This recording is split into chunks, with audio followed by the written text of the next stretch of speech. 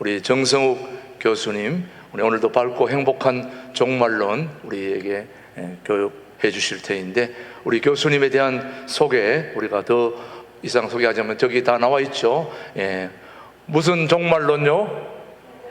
행복한 종말론. 정말 아주 제목이 멋있고 또 책도 멋있습니다. 우리 정성욱 교수님 정말 텍사스 주립대학 대학원에서 공부하시고 하버드대, 옥스퍼드 대학 쭉 뭐 더 이상 소개할 거 없이 정말 세계적인 복음주의 신학자로 쓰임받을 뿐만 아니라 우리 김진홍 목사님이 참 사랑하는 제자로서 이렇게 굉장히 자랑스러워하는 그런 우리 교수님, 오늘 우리가 모시게 돼서 너무너무 감사하고 축복이라고 생각됩니다. 오늘 모시기 힘든 분이신데 여기까지 와주셔서, 이 초원까지 오셔서, 동두촌, 양주촌까지 오셔서 또 이렇게 해 주셔서 감사합니다. 뭐 이력이나 모든 면으로 대단하신 분입니다. 저는 같은 둘의 연구원 일기로서 제가 우리 정성욱 교수님보다 조금 나은 게 있다면 외모입니다. 이거 외에는 뭐 더 나은 게 없습니다. 우리 정말 멋진 오늘 하나님의 말씀 전해주실 우리 정성욱 교수님을 오늘 소개하겠습니다. 환영하겠습니다.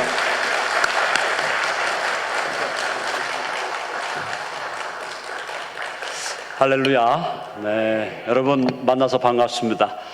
무엇보다 우리 김진홍 목사님 또 최동목 목사님 함께 동역하시는 신광 두레교회 이렇게 제가 와서 함께 말씀을 나누고 또 복음을 나누고 또 은혜를 나눌 수 있도록 인도하신 하나님께 감사드리고, 여러분 너무나 축하드리고 또 통합 2주년 기념 특강으로 또 제가 섬기게 된 것을 기쁘게 생각합니다. 하늘에서 임하는 신령한 기쁨과 평강이 여러분들에게 넘치시기를 바랍니다. 한번 기도하겠습니다. 하나님 아버지, 오늘 주의 말씀을 사모합니다. 밝고 행복한 종말론의 말씀으로 우리의 영혼을 채워주시고 우리로 하여금 새로운 힘을 얻는 복된 시간 되도록 인도하여 주시옵소서. 예수님의 이름으로 기도합니다. 아멘. 네, 오늘 우리 강의 제목을요, 포스트 코로나 시대의 재림과 종말론, 밝고 행복한 종말론으로 잡아봤습니다.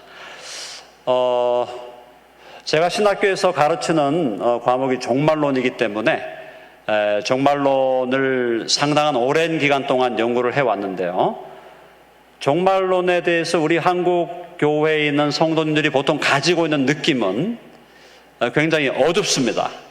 어두워요. 어둡거나 무섭거나, 그죠? 그러니까 종말론이다, 혹은 뭐 예수님의 재림이다, 요한계시록이다, 이런 얘기를 하면은 분위기가 어두워지고 두려워지고 컴컴해지는 그런 분위기를 우리 한국 교회에서 느낄 수가 있습니다. 자, 그런데 성경은 종말론에 대해서 결코 어두운 분위기나 두려운 분위기를 연출하는 게 아니다. 성경은 우리 예수님을 믿는 사람들에게 종말이라는 것은 밝은 날이고 행복한 날이고 기쁨과 잔치하는 날이에요. 여러분 아멘 하세요? 이 분위기를 확 바꿔야 돼요. 분위기를 바꿔야 돼요. 그래서 지금 한국교회 전반적인 종말에 대한 분위기가 어두운 데 비해서 이제 우리가 지금 코로나 시대를 통과해가지고 코로나 거의 끝나가잖아요. 끝나가는데 지난 2년 반 정도 코로나 시대를 이제 우리가 극복해서 포스트 코로나 시대로 나아갈 때 우리가 무장해야 할 종말론은 밝은 종말론, 행복한 종말론, 건강한 종말론, 균형 잡힌 종말론이 되어야 할 줄로 믿습니다. 네. 자, 우리 종말론에 들어가서 먼저 우리 강의안 보시면요, 지금 올려주시면 좋겠고, 종말론의 두 차원이 있어요. 그게 뭐냐면 개인적 종말론과 우주적 혹은 역사적 종말론입니다. 자, 무슨 뜻인가 하면은 우리가 이제 그 학문적으로 무슨 쩍쩍 얘기를 하면은 좀 골치아파지는데 제가 간단하게 설명을 드릴게요. 자, 개인적 종말론은 뭐냐면 나 개인의 마지막을 얘기하는 거예요. 나 개인의 마지막. 나라는 한 인생의 마지막이죠. 우리의 인생이 이 땅에서 마지막 날은 죽음입니다. 그렇죠? 죽음 이후에 우리는 영원한 천국으로 가지만 어쨌든 이 땅의 이 시공간 세계에서 우리의 마지막은 죽음이에요. 그럼 그 죽음을 어떻게 볼 건가? 죽음을 어떻게 볼 건가에 대한 이야기가 바로 개인적인 종말론입니다. 개인적 종말론. 아시겠죠? 자, 그 다음에 나만이 아니라 우리 모든 인생과 모든 역사와 모든 우주와 인생과 역사의 종말론이 또 있는 거예요. 그러니까 내가 개인적으로 하나님께서 나를 부르시는 순간은 나의 개인의 종말이지만 하나님께서 이 역사를 마무리하시고 예수님이 재림하시고 역사를 심판하시는 그 일을 통해서 하나님은 역사와 우주의 마지막을 연출하시는데 그게 바로 역사적, 우주적 종말론이다. 그렇게 이해하시면 되겠습니다. 간단하죠?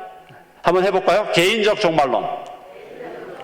개인적 종말론은 내 개인, 나 한 사람의 인생의 마지막을 얘기하는 거고, 역사적, 우주적 종말론은 예수님의 재림을 통해서 온 우주와 역사와 만물이 마지막을 맞이하는 것, 그것이 역사와 우주의 종말론이 되겠습니다. 자, 그런데 오늘은 포커스가 역사적인 종말론이에요. 우주와 만물에 대한 종말론인데, 그동안 한국교회를 지배했던 어둡고 두려운 종말론의 첫 번째 특징은 뭐냐면 혼돈과 혼란 속에 있는 이 시대의 종말론. 여러분, 지난 2년 반 동안 코로나 상황을 경험하면서 예수님의 재림에 대해서, 역사의 종말에 대해서 생각을 해보셨죠? 아마 여러분들 많은 분들이 생각해 보셨을 텐데, 그때의 많은 사람들이 혼돈과 혼란 속에서 종말에 대해서 생각하고 있었다. 종말에 대해서 생각은 했지만 여러 가지 혼돈과 혼란이 많았다는 거예요. 특별히 대표적인 것이 뭐냐면 코로나 백신을 맞을 때 그 백신이 666이다.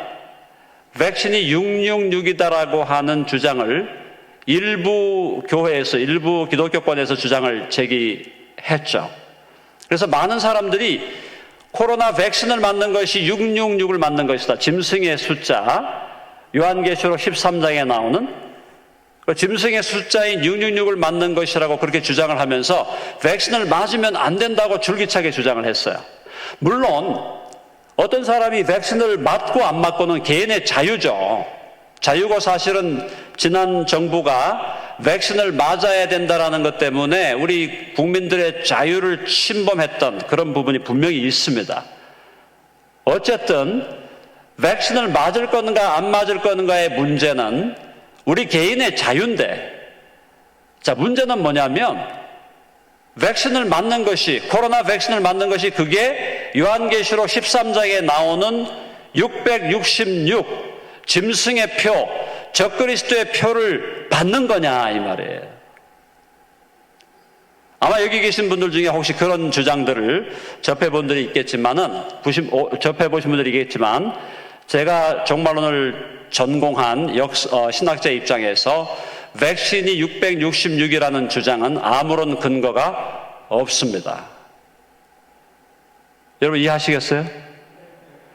우리 그 신광 두레교회 우리 출석하시는 모든 성도님들은 그 정도의 분별력은 가지고 계신 줄로 믿습니다. 왜 백신이 666이 아닌가? 666 짐승의 표, 적그리스도의 표는 적그리스도가 전면에 등장을 해야 돼요. 등장을 해서 이 적그리스도에 대한 우상을 만들어 놓고 그 우상에게 경배하는 컨텍스트에서 거기에서 666을 맞게 하는 겁니다. 근데 지금 적그리스도가 등장했나요? 세계 단일 정부를 지배하고 통치하는 적그리스도, 짐승이 등장했나요? 그 짐승과 적그리스도의 등장을 지금 준비하고는 있겠지만 아직 등장한 게 아니에요. 그러면 지금 현재 시기에는 어떤 일을 하더라도 666 적그리스도의 표가 될 수 없다는 겁니다. 자, 그런데 백신이 666이라고 주장을 하면서 계속해서 두려움과 공포를 조장하고 어두운 분위기를 조장하는 이것이 바로 종말론의 혼돈과 혼란이다 이 말이에요. 자, 그것이 우리나라에서만 있었던 사건이 아니고 미국에서도 똑같은 일이 있었어요. 미국에도 수많은 사람들이 백신을 맞으면 666을 맞는다 이렇게 생각을 하고 그 이야기를 많은 사람들한테 전해가지고 그 이유 때문에 백신을 안 맞는 사람들도 있었다라는 겁니다. 그것은 종말론의 혼돈과 혼란이다라는 거예요. 자, 그리고 한국교회는 종말론에 대한 트라우마 현상이 있습니다. 종말론에 대한 트라우마가 언제냐? 1992년 기억나시는 분 있으세요? 1992년에 어떤 사건이 있었습니까? 1992년 10월에 다미 선교회라는 이단적인 선교회가 등장해가지고 1992년 10월 28일 날 예수님이 재림하시고 10월 28일 자정이죠. 그때 예수님이 재림하시고 그때 교회가 휴거된다, 들림을 받는다는 주장을 했어요. 그런데 그들이 주장한 대로 일이 일어났습니까? 사건이? 안 일어났죠. 재밌는 것은 우리가 어떤 사람이 예수님이 재림하는 날짜를 정할 때 그때 주님은 오시지 않는다는 겁니다. 자, 시한부 종말론이에요. 날짜를 정하고 시간을 정해서 그때 예수님이 오신다고 주장을 하는데 오시지 않는 거죠. 자, 근데 문제는 다미 선교회가 1992년 10월 28일 날 예수님이 오신다고 했다가 그것이 불발되면서 다미 선교회에 직접적인 영향을 받았던 사람들, 또 다미 선교회와 간접적으로 연결된 사람들, 한국교회 수십만 명이 그 영향을 받았다는 겁니다. 그 이후에 어떤 일이 벌어졌어요? 많은 사람들이 자살을 하고, 그죠? 그 다음에 다미 선교에 들어가기 위해서 많은 사람들이 직장을 정리하고 또 가정이 갈라지고, 그 다음에 그 다미 선교회에서 또 어떤 일이 벌어졌냐면은 어린아이들, 6살, 7살, 8살 어린 동자들, 젊은 어린 아이들이 나와가지고 막 방언으로 이야기하면은 그걸 옆에서 누가 방언을 통역하면서 예수님이 10월 28일 날 12시에 오실 거니까 준비하라. 엄청난 혼돈과 혼란이 있었다는 거예요. 어떻게 됐습니까? 불발했어요. 자, 1992년 10월 28일 날 다미 선교회가 그렇게 주장하고 나서 그 주장이 불발된 다음에 그 다음에 한국교회는 그 사건을 통해서 종말론의 트라우마가 생겼다는 거예요. 트라우마. 그 이후에 한국교회에서 종말을 이야기하고 재림을 이야기하고 요한계시록을 얘기하고 심지어 666을 이야기하고 어떤 이야기를 하더라도 종말론에 대한 이야기를 하는 순간 마음이 닫혀버리거나 공포의 분위기가 조성되거나 어두운 분위기가 조성되고 두려운 분위기가 조성되는 그런 트라우마를 한국교회 전체가 경험했다.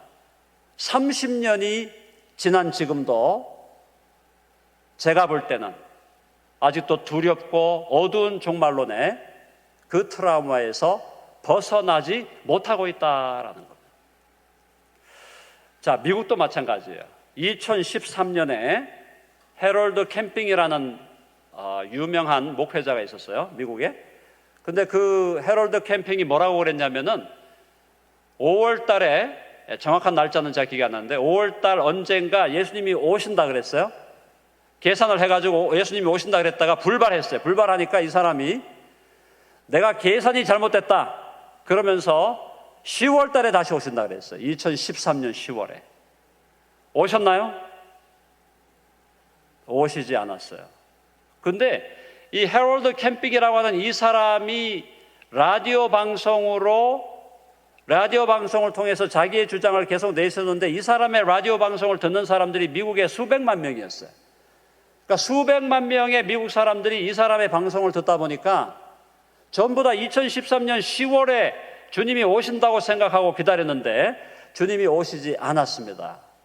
그걸 통해서도 미국에도 엄청난 혼란과 혼돈이 왔고 이 주장을 했던 해럴드 캠핑이라는 이 목사님은 결국 나중에 가가지고 자기 자신이 잘못했다고 사과를 하고 얼마 후에 이 땅을 떠나게 됩니다.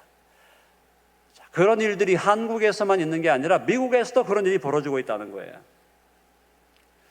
자, 그 다음에 또 다른 그 어둡고 두려운 종말론의 또 다른 신뢰는 극단적 세대주의적 종말론입니다. 극단적 세대주의적 종말론은 뭐냐면, 여러분 교회가 들림받는다는 얘기 들어보셨죠? 교회의 휴거 들어보시면 손 들어보세요. 휴거된다. 교회가 휴거된다는 얘기를 들어보신 분. 자, 무슨 뜻인가 하면은, 성경은 교회가 예수님 오시기 직전에 환란, 대환란을 통과한다고 가르치고 있어요. 성경은. 그런데 극단적인 세대주의 종말론을 받아들이는 사람들은 교회가 환란을 통과하는 것이 아니라 대환란이 시작되기 전에 교회는 들림을 받고 휴거된다는 거예요. 그래서 갑자기 휴거되고 갑자기 들림을 받아서 하늘로 올라가고, 하늘에 올라가서 교회는 예수님과 혼인잔치를 벌이고, 그 기간 동안에 남겨진 자들은 적그리스도의 핍박과 박해를 받게 된다. 그래서 교회는 환란을 통과하지 않고 환란 전에 휴거된다는 주장을 세대주의자들이 해왔고 지금도 하고 있습니다. 자, 그러나 오늘 여러분 분명하게 이해해야 될 것은, 교회는 예수님 오시기 전에 대환란을 통과해야 됩니다. 통과하는 동안에 주님께서 교회를 완벽하게, 완전하게 보호하실 줄로 믿습니다. 보호하시는 거예요. 환란을 피해서 우리를 휴거시키는 것이 아니라, 교회가 환란을 통과하면서 그 환란 속에서 견디고 인내하고 자기의 믿음을 지키고, 또 그 과정 속에서 예수님이 교회를 보호하시는 것을 경험하게 한다는 거예요.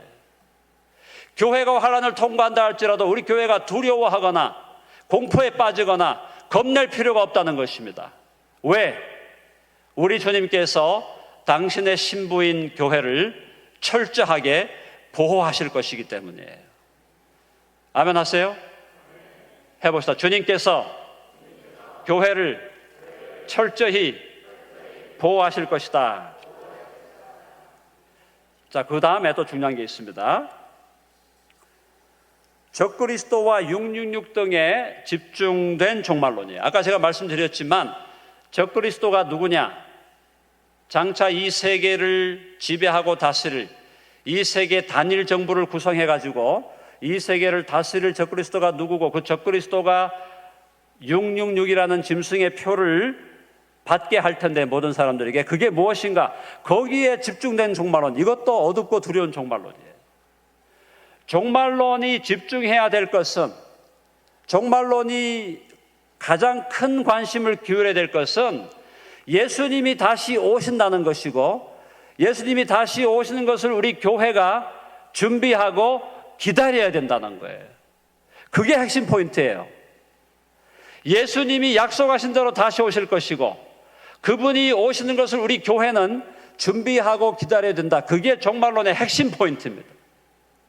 적그리스도가 누구냐, 그 적그리스도가 맞게 할 666이 무엇이냐, 이런 얘기들은 사실은 핵심적인 얘기가 아니에요. 그런 얘기들은 사실은 물론 중요한 얘기고, 또 그걸 우리가 함께 논의해 봐야 되지만, 그것은 여전히 세컨더리 이슈고, 그것은 여전히 2차적인 이슈입니다.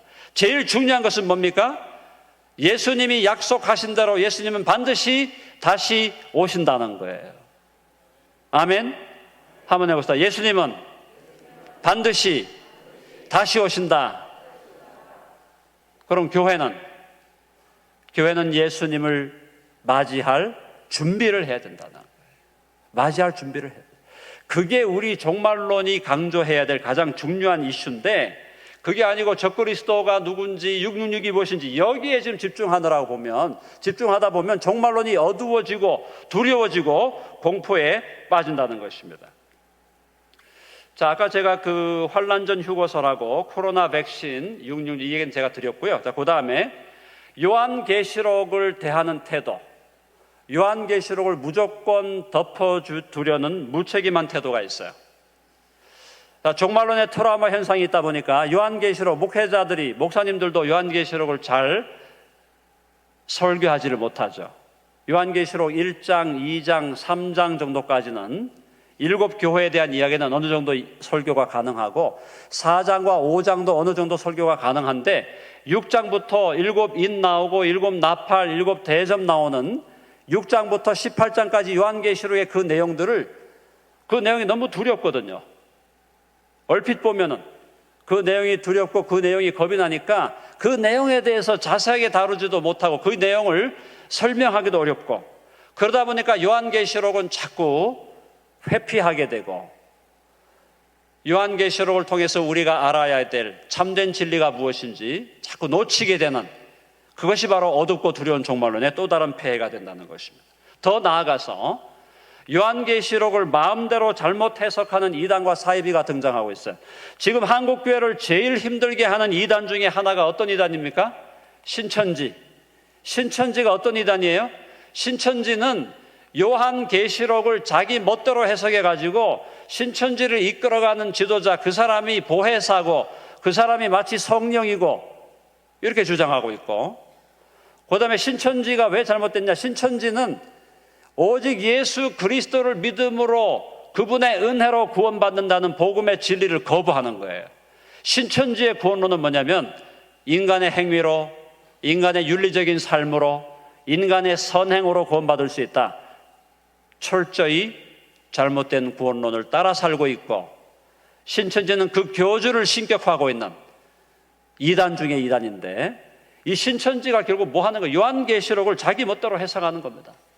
요한계시록을 자기 멋대로 해석해가지고 우리 기성교회가, 우리 정통교회가 요한계시록에 대해서 약간 거부감을 느끼고 있고, 요한계시록을 다루는 걸 좀 회피하고 요한계시록에 대해서 연구하고 그걸 설교하는 것에 대해서 조금 주저하고 있는 그때 신천지와 그 외 다양한 이단들이 등장해가지고 요한계시록에 대해서 잘못된 해석을 해가지고 수많은 사람들이 거기 지금 빠지고 있고, 지금 뭐 얼마 전에 14만 4천 그랬다가 지금 신천지가 25만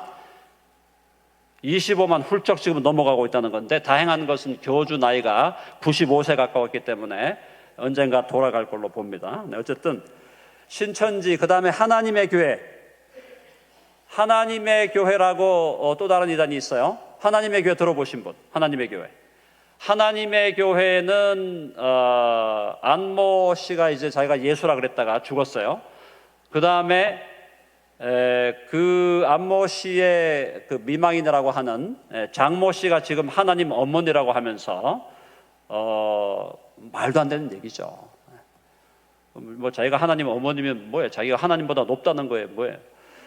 자, 그래서 하나님 어머니라고 주장하는데, 거기 지금 심각한 게 뭐냐면 그 이단을 따라가는 지금 한국 사람들, 우리 한국에 있는 그 이단을 따라가는 사람들이 30만에서 35만.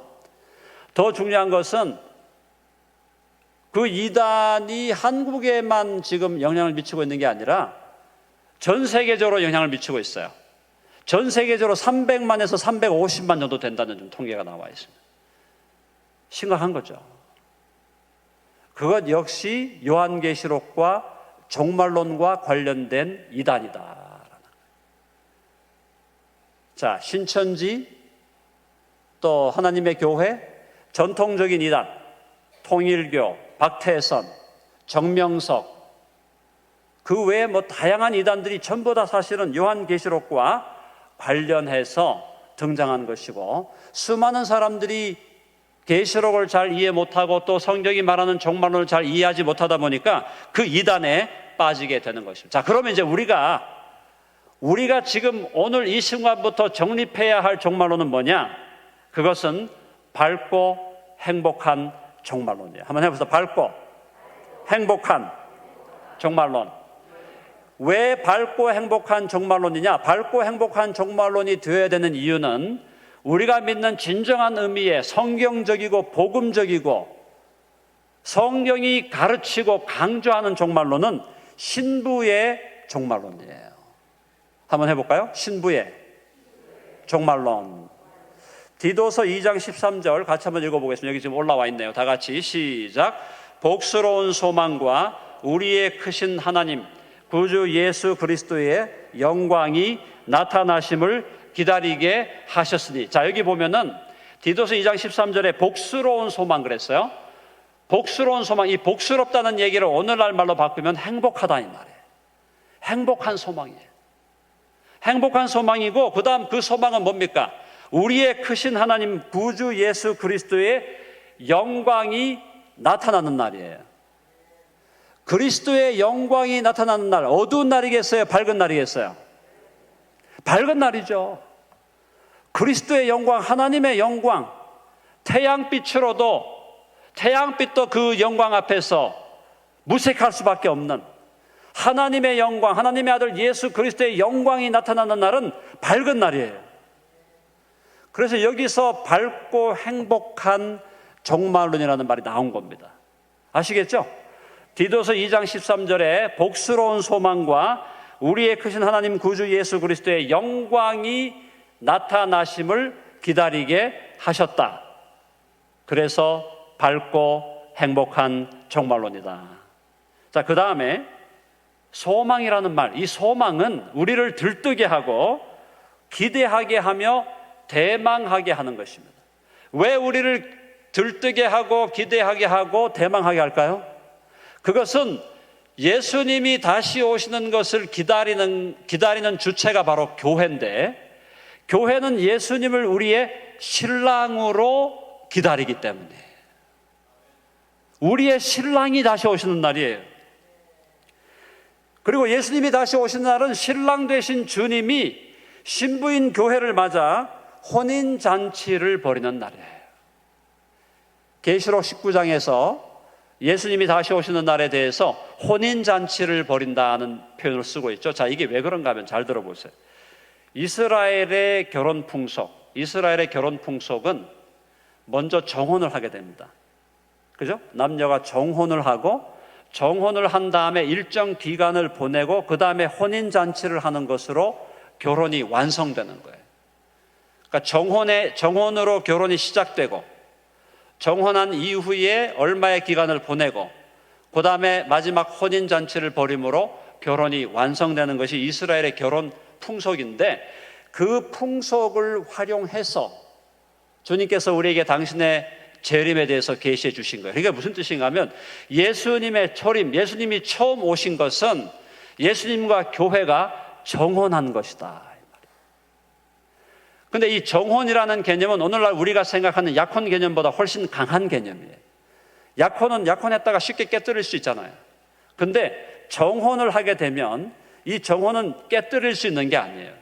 이것은 결혼과 거의 같은 거예요. 결혼 잔치만 지금 하고 있지 않는 거지. 그래서 예수님의 초림, 예수님의 처음 오심은 교회와 예수님이 정혼을 한 거다 이 말이죠. 그리고 일정 기간이 지나고 예수님이 다시 오시면, 예수님 다시 오시는 그때 우리가 교회가 신부인 교회와 신랑 되신 예수님이 혼인잔치를 벌이는 거예요. 여러분 아시겠죠? 그러니까 우리가 지금 우리 개인적으로도 우리가 예수님을 나의 주님으로 구주로 우리가 영접할 때 우리는 예수님과 정혼한 사이가 되는 겁니다.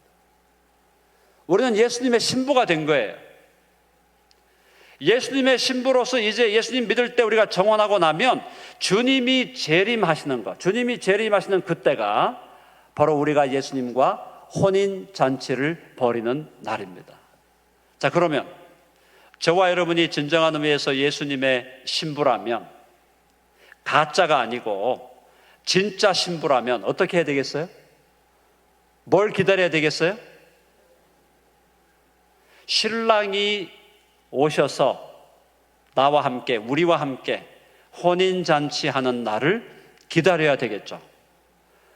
만일 자기가 예수님을 믿는다 그러고 예수님의 신부가 되었다고 하면서 자기가 예수님이 다시 오셔서 우리와 결혼하고 혼인잔치를 하는 날을 기다리지 않는다면 이 신부는 뭐예요? 이 신부는 뭐예요? 가짜죠. 가짜예요. 저와 여러분이 예수님을 나의 주님으로 믿고 고백해서 예수님과 영적인 의미에서 결혼하고 혼인해서 우리가 예수님의 영적인 의미의 신부가 되었고 우리 각자가 신부이고 우리 교회가 신부가 되었다면 참된 신부, 가짜가 아닌 진짜 신부, 진짜 신부인 개인과 교회는 우리의 신랑 되신 예수 그리스도가 다시 오실 날을 손꼽아 기다리며 고대해야 된다는 거예요. 아멘? 그게 참된 신부의 표지예요. 그래서 오늘 아까 우리 마라나타 찬양했죠. 마라나타가 무슨 뜻이에요? 주여 오시옵소서 이 말이에요. 주여 오시옵소서, 오시옵소서 주여. 그러면 주여 오시옵소서라는 마라나타라는 그 고백을 할 수 있고 해야만 하는 공동체는 예수 그리스도를 나의 영적인 신부로 모시고 있는 진정한 교회, 참된 교회다. 신광두레교회가 저는 참된 교회인 줄로 믿습니다. 진정한 교회인 줄로 믿습니다. 이 시대를 책임지는 교회고 통일 한국을 기다리는 교회고 우리에게 아직도 연약함과 부족함이 있지만 그래도 우리가 진지하게 심각하게 열정을 다해서 이 땅에 하나님의 나라를 세우고 한반도의 통일을 이루고 우리 대한민국이 전 세계를 향하여 세계 선교를 감당하고 온 땅에 하나님의 나라를 세우려고 하는 놀라운 역사와 비전과 꿈을 가지고 나아가는 진정한 교회인 줄로 믿습니다. 그렇다면 그런 진정한 교회가 해야 될 일 중에 중요한 게 뭐냐? 밝고 행복한 종말론을 정립해서 곧 오실 우리의 신랑 예수 그리스도를 기다리는 것이다 이 말이에요. 밝은 종말론이에요. 왜? 우리가 기다리고 있는 것은 혼인잔치를 하는 날을 기다리고 있는, 이미 정혼을 했어요. 결혼을 하고 신랑 되신 주님이 다시 오시겠다고 약속하셨어요. 다시 오시겠다고 하신 그 신랑을 간절히 기다리고 소망하고 대망하는 것은 신부의 당연한 자세다. 자, 그래서 우리가 한번 넘어가 보면요, 밝고 행복한 종말론을 실천하기 위해서 그럼 우리가 어떻게 해야 되는가? 데살로니가 전서 5장 6절에 보니까 먼저 오직 깨어 정신을 차려라 이렇게 되어 있습니다. 한번 해볼까요? 오직 깨어서 정신을 차리자. 그러면서 12절에 보니까 12절 같이 읽어볼게요. 5장 12절 다 같이 시작. 우리를 양육하시되 경건하지 않은 것과 이 세상 정욕을 다 버리고 의로움과 경건함으로 이 세상에 살고, 이렇게 되어 있죠. 지금 이게 아까 우리가 읽었던 본문의 디도서 2장 12절. 자, 우리가 이 땅을 살아가는 자세, 주님의 재림을 기다리고 신랑이 오시는 것을 고대하는 우리의 삶의 자세는 경건하지 않은 것을 버리는 겁니다. 세상 정욕을 버리는 거예요. 그리고 신중함과 의로움과 경건함으로 이 세상에 사는 것입니다. 만약 가짜 신부라면 신랑이 오고 안 오고 아무 상관이 없어요. 가짜니까 신랑이 오든 안 오든, 신랑도 제대로 신랑도 아니고 신랑이 오고 안 오고 아무 상관이 없어요. 근데 내가 정말 진정한 신부라면, 신랑을 기다리고 있는 신부라면, 신랑을 진심으로 사랑하고 신랑만이 내 인생의 모든 것이고 나의 모든 것이고 신랑 하나로 만족하고 예수 그리스도 한 분으로 나는 충족하다고 믿는 사람은 이 세상에서 살 때 경건하지 않은 것을 버려야 되고 세상 정욕을 다 버리고 신중함과 의로움과 경건함으로 이 세상을 살아가야 된다라는 것입니다. 아멘 하시죠? 공감하시죠? 그렇게 살아야 돼요. 내가 예수님의 신부니까, 내 정체성이 예수님의 신부이기 때문에, 영적인 신부이기 때문에 주님 오실 때까지 신중하고 경건한 삶을 살아야 된다. 자, 그 다음에 14절 한번 보겠습니다. 14절 보면 다 같이 시작. 그가 우리를 대신하여 자신을 주심은 모든 불법에서 우리를 속량하시고 우리를 깨끗하게 하사 선한 일을 열심히 하는 자기 백성이 되게 하려 하심이라. 자, 우리의 삶의 태도가 부정적인 것들을 버리라 그랬죠. 경건하지 않은 것을 버려야 되고 이 세상 정욕을 버리고 신중함과 의로움과 경건함으로 이 땅을 살면서, 그다음 우리가 적극적으로 예수님의 영적인 신부로서 우리가 적극적으로 해나갈 일이 뭐라고 되어 있어요? 선한 일을 열심히 하는 자가 되야 된다. 한번 해볼까요? 선한 일을 열심히 하는 자기 백성이 되라 그랬어요. 선한 일을 열심히 하는. 선한 일을 열심히 한다는 것은 주님께서 오시는 날을 기다리면서, 주님의 재림을 기다리면서 경건하게 살고 의롭게 살고 신중하게 사는 것으로 끝나는 게 아니라, 우리가 이 땅에서 하나님께서 우리에게 하라고 명령하신 선한 일들을 열심으로 감당해 가야 된다는 거예요. 여기서 열심이라는 말이 뭐냐? 이 열심이라는 말을 우리 헬라어로 원문으로 보면은 미쳐 돌아간다는 뜻입니다. 완전히 미쳤다. 저 사람이 정신 나갔다. 미쳤다고 할 정도로 하나님께서 우리에게 요구하시는 선한 일을 감당하라는 거예요. 그러면 하나님께서 우리에게 하라고 하시는 선한 일은 무엇입니까? 선한 일은 우리의 시간, 우리의 물질, 우리의 탤런트, 우리의 재능을 들여서 교회를 세우고 복음을 증거하고 하나님의 나라를 확장케 하는 일인 줄로 믿습니다. 선한 일을 열심히 한다. 선한 일에 완전히 미쳐 돌아가는 사람이 되야 된다. 세상 사람들이 볼 때 미쳤다고 할 정도로, 정신 나갔다고 할 정도로, 여러분, 미쳤다는 말, 정신 나갔다고 하는 말을 누가 들으신지 아세요? 예수님이 그 말씀을 들으셨고 사도 바울도 그 말을 들었어요. 저와 여러분들도 예수님 때문에 하나님의 나라 일을 하기 위해서 하나님의 영광을 위한 선한 일을 하다가 미쳤다는 소리, 정신 나갔다는 소리 들을 수 있는 특권 누릴 수 있기를 간절히 바랍니다. 힘을 다해서 열정을 다해서 선한 일을 열심히 하는 자기 백성이 되어서 주님이 오시는 날을 기다리고 주님이 우리의 신랑 되신 주님을 기다리는 것, 그것이 밝고 행복한 종말론을 따라 실천하는 삶이다라는 것입니다. 자, 이제 여기서 우리가 대충 큰 테두리는 잡았고요. 요한계시록에 대해서 조금 말씀을 드릴게요. 요한계시록에 대한 편견과 선입견이 많아요. 많은 사람들은 요한계시록은 어렵다라고 생각합니다. 요한계시록이 어려운 책이다. 혹은 요한계시록은 두려운 책이다. 이렇게 많이 생각들을 하죠. 이 자리에 모신 분들 중에 요한계시록 나는 쉽더라 그러신 분 있으세요? 요한계시록 읽어보니까 너무 쉬워서 식은 죽 먹기더라. 아마 없으실 거예요. 요한계시록은 또 두렵다. 사실 요한계시록 6장부터 18장까지 보시면 7인 재앙, 7 나팔 재앙, 7 대접장이 나오는데 그 내용을 그냥 얼핏 보면은 요한계시록 굉장히 두렵고 겁나는 책일 수 있어요. 자, 그런데 중요한 건 뭐냐면 놀랍게도 요한계시록은 결코 어려운 책이 아니에요. 그럼 이렇게 얘기하시겠죠? 저 같은 사람은 신학을 연구하는 사람이고 전문적으로 신학을 연구하고 성경을 연구하는 분이니까 요한계시록이 어려운 책이 아니겠지만 나 같은 평범한 크리스천들에게 요한계시록은 너무나 어려운 책입니다. 말씀하실 수 있죠. 자, 그러나 사랑하는 여러분, 요한계시록은 결코 어려운 책이 아니에요.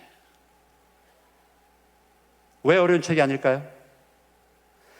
요한계시록은 우리의 신랑 되신 예수님께서 신부인 우리에게 당신이 다시 오시는 날과 관련해서 당신이 다시 오시는 그 날을 준비하기 위해서 주님이 다시 오시기 전에 이런 일들이 벌어질 것이니까 너희들이 그것을 알고 확인해서 주님이 오시는 날을 준비하고 기다리라고 하기 위해서 주신 책이에요. 요한계시록을 그 계시록이 기록된 목적을 따라 우리가 이해하고 해석하게 되면 요한계시록은 결코 어려운 책이 아닙니다.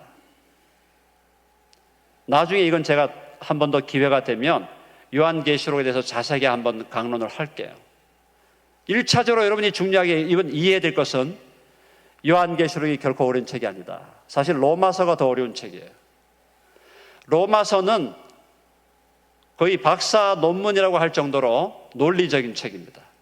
논리적으로 복음을 증거하고 논리적으로 복음을 통해서 우리가 얻는 구원이 어떠한 것을 정리해주는, 사실은 이해하기가 쉬운 책이 아니에요. 근데 요한계시록은 사실은 그림책이에요. 요한계시록은 그림책이에요. 요한계시록은 요한이 환상을 본 것이고 예수님이 다시 오시기 전에 어떤 일이 벌어질 것인가를 보여주기 위해서 환상을 그림으로 표현한 책이에요. 그래서 그 요한계시록을 잘 이해하기만 하면 요한계시록은 결코 어려운 책이 아니고 로마서보다도 훨씬 쉬운 책이다라는 것. 더 중요한 것은 요한계시록은 결코 두려운 책이 아니에요. 요한계시록이 왜 두렵지 않을까요?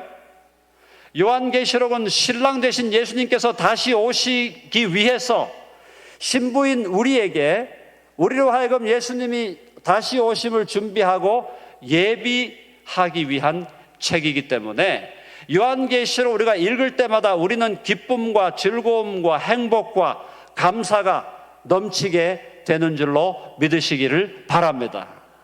요한계시록 1장 3절에 보면 이 기록된 말씀을 읽는 자와 듣는 자와 기록한 것을 지키는 자에게 복이 있다 그랬어요. 요한계시록의 말씀을 읽는 자가 복이 있고 요한계시록의 말씀을 듣는 자가 복이 있고 요한계시록의 말씀에 기록된 대로 지키는 자가 복이 있다. 행복하다 이 말이에요. 사랑하는 여러분, 계시록을 읽음으로 행복을 누리시길 바랍니다. 계시록을 들음으로 행복을 누리시길 바랍니다. 계시록에 있는 것을 듣고 지킴으로 행복을 누리시기를 바랍니다. 요한계시록이 주어진 목적을 따라 읽으면 요한계시록은 우리에게 말할 수 없는 기쁨, 주님에 대한 우리의 신랑에 대한 놀라운 기대, 신랑이 다시 오시는 것을 기다리는 열정, 주님이 다시 오시는 그날 우리가 함께 혼인잔치를 벌일 것에 대한 기대, 기쁨과 감사와 행복이 우리의 마음을 채우게 하는 참으로 복된 말씀이 요한계시록이다라는 것. 여러분 나중에 기회되는 대로 경험할 수 있기를 간절히 바랍니다. 자, 요한계시록 그럼 어떻게 읽을 것인가 조금만 제가 정리할게요. 지금 오늘 제게 주어진 시간으로 요한계시록 전부를 다 설명드리기는 좀 무리고 요한계시록에 대한 서론을 조금 말씀을 드릴게요. 자, 요한계시록의 기록 목적은 무엇입니까? 요한계시록의 기록 목적은 예수님이 다시 오시기 직전에 일어날 일들과 예수님이 다시 오시는 모습을 보여주는 것과 예수님이 다시 오시는 이후에 재림 이후에 일어나는 일을 보여줘요. 그래서 요한계시록의 앞부분 6장부터 특별히 6장부터 18장까지는 예수님 다시 오시기 전에 하나님께서 이 세상을 심판하실 것을 보여줍니다. 하나님이 이 세상을 심판하신데 그 심판이 7인, 7나팔, 7대접 재앙으로 쏟아진다는 거예요. 여러분 거기 나오는 7인과 7나팔과 7대접은 예수님을 믿는 우리들이 받는 재앙이 아니에요. 안타깝지만 예수님을 믿지 않는 이 세상 바벨론이 하나님으로부터 받아야 할 하나님이 이 세상 바벨론에 쏟아 부으실 심판의 재앙을 보여주는 것이다. 그러니까 계시록 6장부터 18장까지 나오는 7인 재앙, 7나팔 재앙, 7대접 재앙은 우리가 받는 게 아니고 하나님을 배반하고 예수님을 배반한 이 세상 바벨론, 적그리스도의 권세가 받게 될 하나님의 심판이라는 것입니다. 그것 때문에 왜 우리가 괴로워해야 돼요? 하나님의 심판이 바벨론에 행사될 때 우리는 그 하나님의 공의로운 심판, 하나님의 정의로운 심판에 대해서 우리는 하나님께 감사하고 하나님께 영광을 돌리게 된다는 거예요. 아멘 하세요? 계시록 6장부터 18장까지 그 내용에 나오는 7인, 7나팔, 7대접은 우리가 받는 재앙이 아니에요. 우리 교회가 받는 재앙이. 세상이 받는 재앙이에요. 자, 19장에서 예수님이 다시 오시죠. 19장의 앞부분에서 예수님의 다시 오시면 예수님 뭐라고 말씀해요? 신랑 되신 예수님과 신부인 교회가 혼인잔치를 하는 것이 19장 1절부터 11절까지 나오고 그 다음에 예수님의 재림을 혼인잔치로 비유했고, 그 다음에 19장 후반부에는 예수님이 백마를 타고 오셔서 적그리스도의 군대와 아마겟돈 전쟁에서 싸움을 벌이시고, 아마겟돈 전쟁에서 예수님께서 적그리스도를 멸하고 적그리스도의 군대를 멸하시는 군대 장관으로, 장수로 오시는 예수 그리스도를 보여주는 게 19장의 후반부라는 거예요. 그러면 19장의 내용, 예수님이 재림하신다는 그 내용은 우리에게 기쁨과 기대와 흥분과 감사와 환희와 승리의 확신을 주는 복된 말씀인 줄로 믿습니다. 20장 오셨어요. 주님이 19장에 재림해서 20장에서 천년왕국을 이 땅에 이루시고 21장에 온 우주가 영원을 입어 새로워지고 갱신되어 온 우주가 새 하늘과 새 땅으로 변화될 줄로 믿습니다.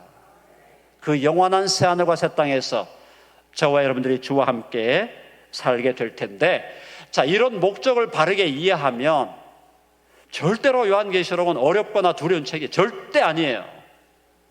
오늘 여러분들이 제 강의를 1시간쯤 이상 듣게 될 텐데, 제 강의를 듣고 딱 두 가지만 기억하시면 돼요. 아, 종말로는 밝고 행복한 거다. 두 번째, 요한계시록은 쉽다. 그것만 기억하시면 오늘 제 강의를 여러분들이 듣고 두 가지 다 하나 건지고 가는 겁니다. 자, 요한계시록 본문의 성격은 뭐냐? 요한계시록은 묵시문학적 예언서예요. 쉽게 말하면 요한계시록은 하나님께서 요한에게 보여준 환상 본 것을 기록해 놨는데, 그 환상을 기록할 때 사실은 그 환상을 해석할 때 약간의 그 심볼리즘, 상징이 있어요. 그러니까 상징에 대한 해석이 좀 필요해요. 그거는 훈련 좀 받아야 되죠. 자, 상징에 대한 해석에 있어서 대표적인 것이 숫자 상징이죠. 숫자 상징에서 예를 들어 요한계시록에 7영이라는 단어가 나와요. 7영이라고 하는 그 단어가 나오는데, 7이라는 숫자가 그 상징하는 게 뭐죠? 7은 하나님이에요. 신적인 숫자예요. 7영, 신적인 숫자인 7이 붙어있는 0이다. 누구겠어요? 성령이죠. 그러니까 성령을 요한계시록은 7영이라고 표현하고 있는 거예요. 그런 상징적 해석이 조금 필요하죠. 상징 해석한다고 신천지 따라가면 안 됩니다. 자, 상징적인 해석에 대한 훈련이, 약간의 훈련은 필요하다. 자, 그러나 어쨌든 요한계시록을 성경이 우리에게, 즉 요한계시록 자체가 우리에게 전달하려고 하는 원래 의도를 따라서 해석하면 요한계시록은 절대로 어려운 책이 아니다.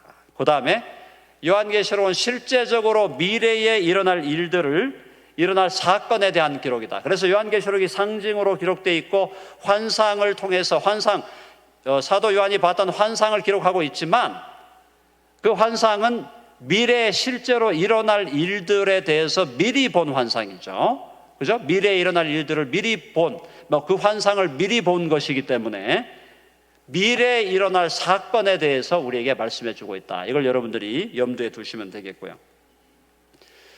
요한계시록의 구조는 요한계시록 1장 19절에 보면은 그 내용이 나와 있어요. 1장 19절에 뭐라고 나와 있냐면, 반드시 속히 일어날 일을 보이시고, 그 다음에 내가 본 것, 지금 있는 일, 그리고 장차 될 일을 기록하고 있습니다. 자, 요한계시록 1장 19절에 보면은 요한계시록 1장 19절이 요한계시록 전체 구조를 우리에게 보여주고 있어요.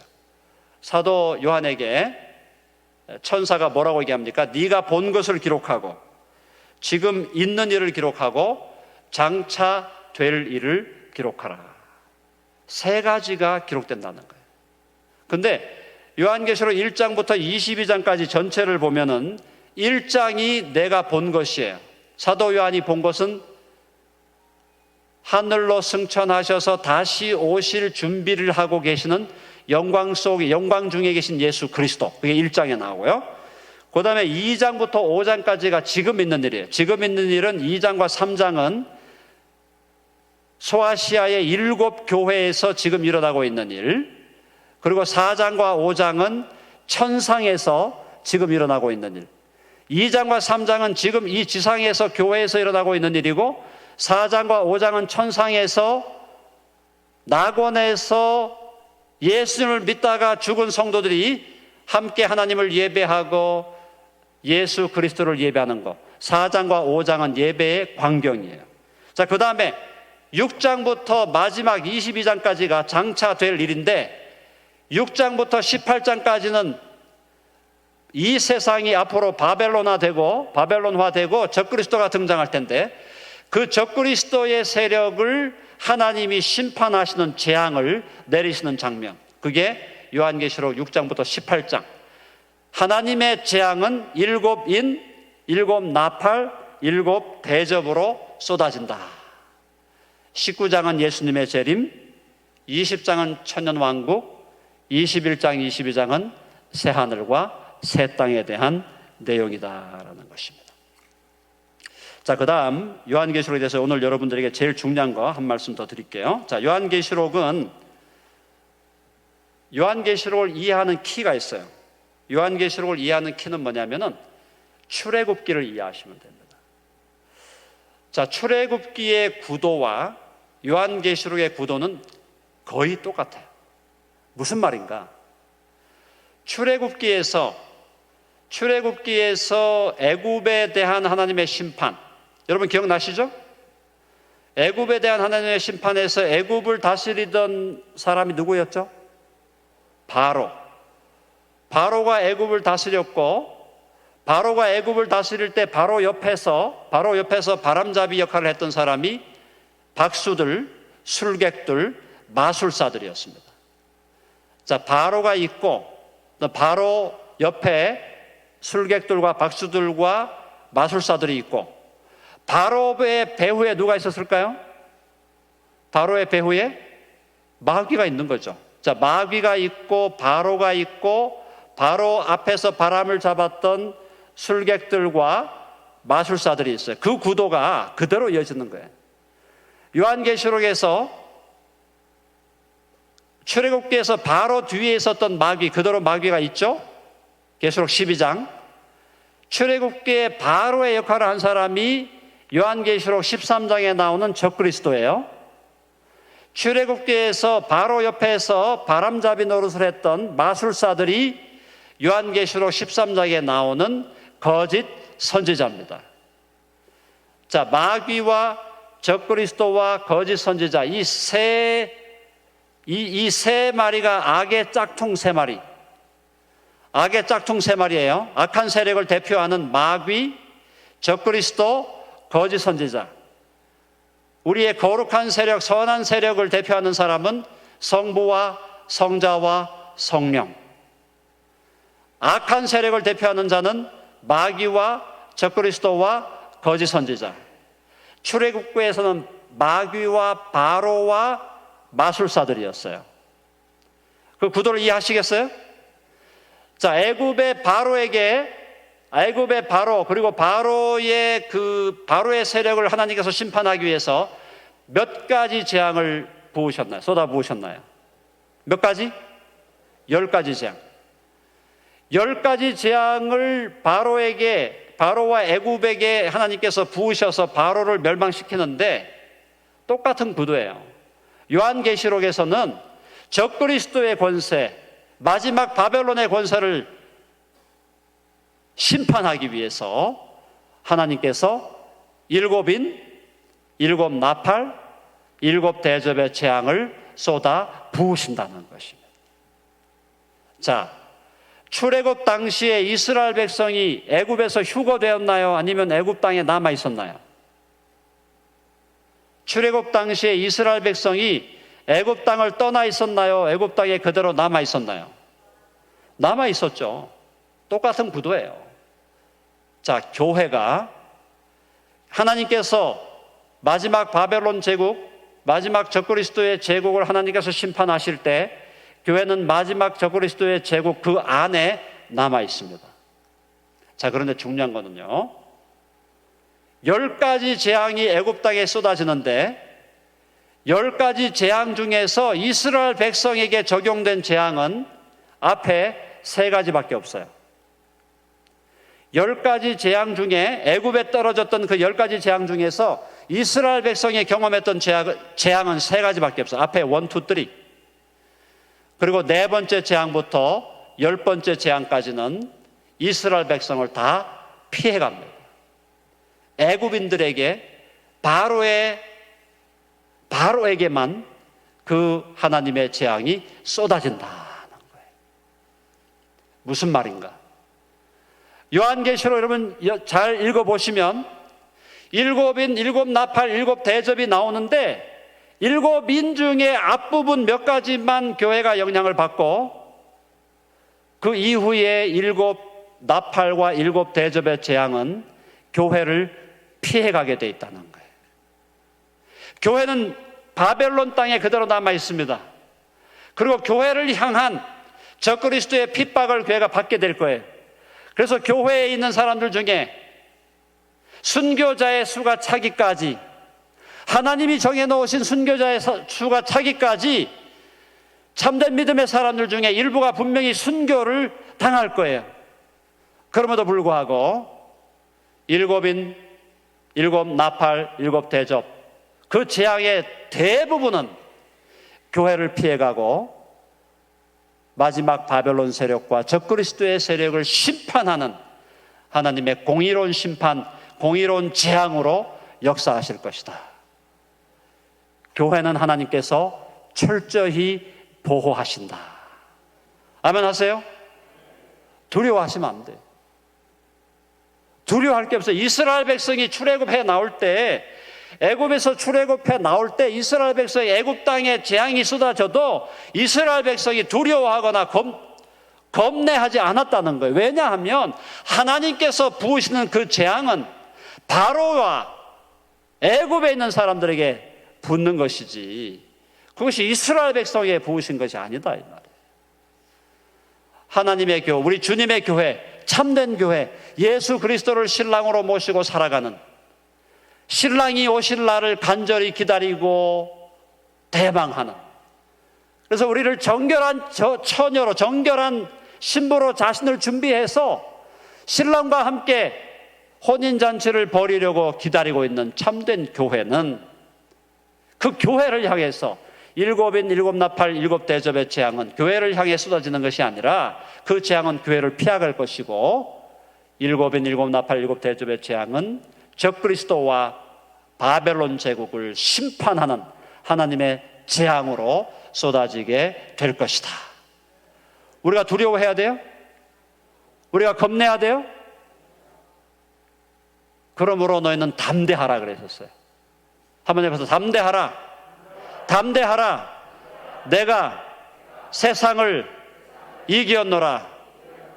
아멘 하시죠?